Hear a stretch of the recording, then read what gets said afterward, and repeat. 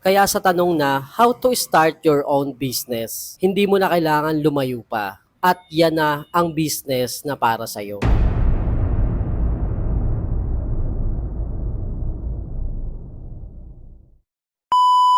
What's up sa inyo mga boss madam? Ang pag-uusapan natin ay how to start your own business part 6. One of the reason kaya hindi ka pa makapagsimula ng sarili mong negosyo ay sa kadahilanan na para sa'yo na pala ang existing business ng mga magulang mo. Let me explain. Hindi lahat ng tao ay may ganitong sitwasyon. Pero kung ikaw yung taong ang mga magulang ay meron ng existing business, either maliit o malaki man ito, ay ito na ang business na para sa'yo. Maybe hindi mo lang nakikita yung value ng business ng mga magulang mo ngayon dahil sa sobra mong business concept idea na hanggang ngayon ay wala ka pang nasisimulan.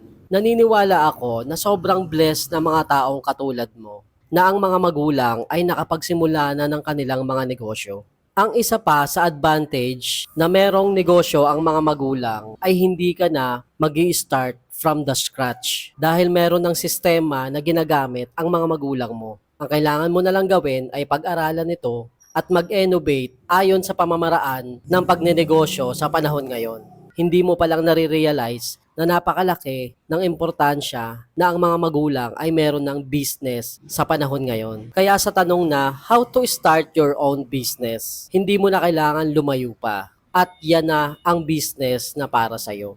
For more video like this, please follow me.